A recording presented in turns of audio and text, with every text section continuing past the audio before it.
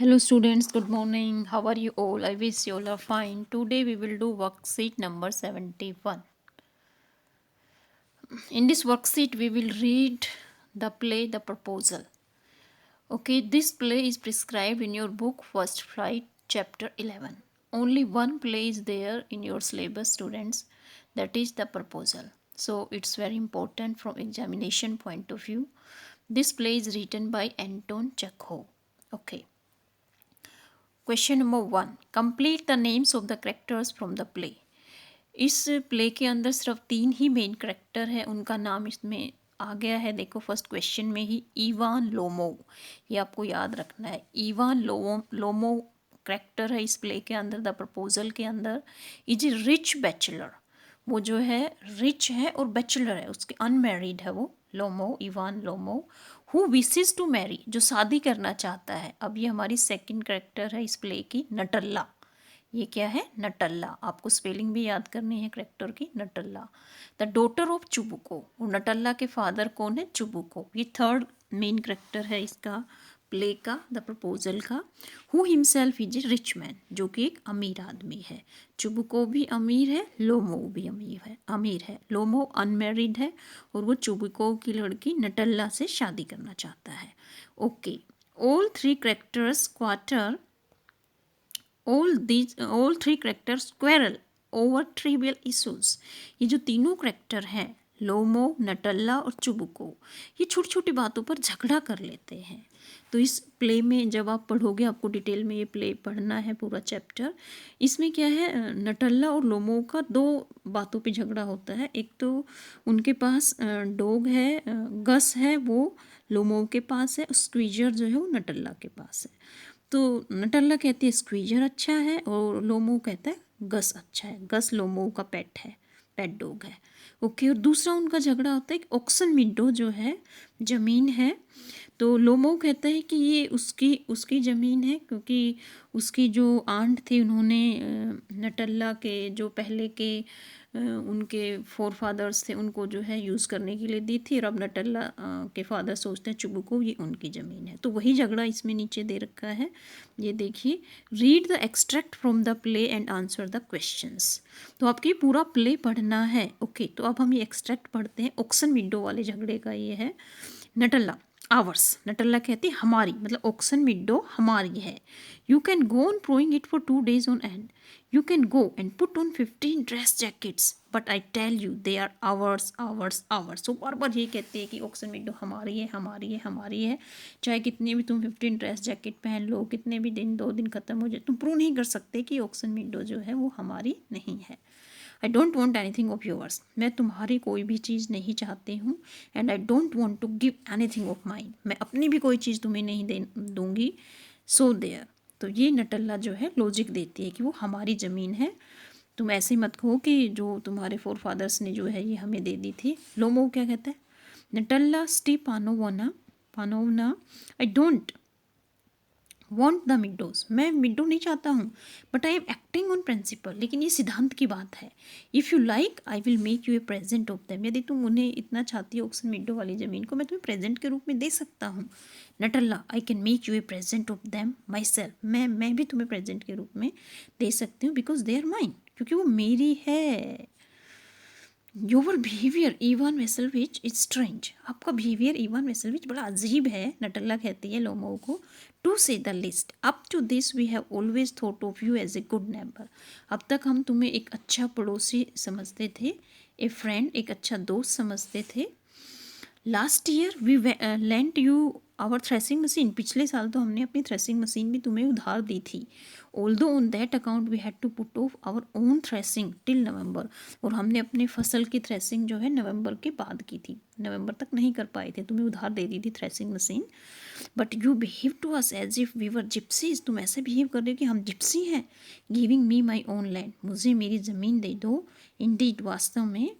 No really that's not at all neighbourly, तुम पड़ोसी होने के लायक भी नहीं हो। In my opinion it's even imprudent, मेरी ओपिनियन में तुम इम्प्रूडेंट हो, सेमलेस हो, बेशरम हो। If you want to know, यदि तुम जानना चाहते हो तो इसमें नटल्ला का और लोमो का जो है, जो सेकंड उनका जो क्वेरल हुआ था, वो इशू इसमें डिस्कस कर रखा है। तो अब हम करते हैं question. First question is how does Ivan Lomov feel about Natalya's claim to the land. Ivan Lomov को कैसा महसूस हुआ जब नटल्ला ने कहा कि ऑक्सन विंडो की ज़मीन उनकी है। क्वाइट हैप्पी, वो खुश हो गया? नहीं। एजिटेटेड, यस, एंग्री हो गया था वो, agitated. Pleased with the claim, खुश हुआ था वो क्लेम से। सकेयर, डर गया था? नहीं। तो इसका आंसर है एजिटेटेड, उसको गुस्सा आ गया था लोमो को जब नटल्ला ने कहा कि वो उनकी ज़मीन है। Okay, second question is choose the option that lists the set of statement that are not true according to the given extract। जो स्टेटमेंट नॉट ट्रू है आपको वो बतानी है, जो ट्रू नहीं है। फर्स्ट स्टेटमेंट है the two speakers are arguing over a piece of land, ये सही है। लोमो और नटल्ला जो है पीस ऑफ लैंड पर आर्ग्यू कर रहे हैं। Natalya responds politely to Lomov, Natalya polite way से बात कर रही है, लोमो उसे नहीं, रूडली बात कर रही है, इम्पुडेंट कहा उसको same. Okay, third one is Ivan Lomov agrees that Oxen window belong to Natalya's family. Ivan Lomov agree हो जाता है कि ऑक्सन विंडो नटल्ला की फैमिली से बिलोंग करता है, नहीं, नॉट ट्रू, इसके अनुसार ट्रू नहीं, एक्सट्रैक्ट के अनुसार। The two families have known each other since long, yes, काफ़ी लंबे समय से जानते हैं दोनों परिवार। Last year the Chubukov family lent their threshing machine to Lomov, yes, दी थी थ्रेसिंग मशीन, नटल्ला ने बताया था, तभी उनकी फसल जो है नवंबर के बाद उनकी हुई थी। ओके, अब इसका देखो कौन सा ऑप्शन नोट ट्रू स्टेटमेंट है हमारी, 2 और 3, तो इसका बी ऑप्शन इसका आंसर है। 2 एंड 3 जो है वो नोट ट्रू स्टेटमेंट है। Okay, third one is which of the following phrases does acting on principle not correspond to. Acting on principle मतलब सिद्धांत पर काम करना। Okay, acting in a just manner, सही तरीके से बात करना, न्याय की बात करना, बिल्कुल सही है, इसका सिनोनिम्स है एक्टिंग ऑन प्रिंसिपल का। डूइंग व्हाट इज़ राइट, जो सही है वो करना, ये भी इसका सिनोनिम्स है, कॉरस्पॉन्डिंग है। अगेंस्ट द रूल, रूल के अगेंस्ट, यस, ये इसमें जो है इसके कॉरस्पॉन्डिंग नहीं है, इसके अपोजिट हो गया है, तो इसका आंसर है C, against the rule. Acting in an ethical manner, ethical manner मतलब सही तरीके से, जो मोरली सही है उस तरीके से एक्ट करना, तो इसका आंसर है अगेंस्ट द रूल, रूल के अगेंस्ट। ओके, अब जो है हम फोर्थ वन करते हैं। Yes, question number 3, what makes Chubukov misunderstand the purpose of Lomov's visit.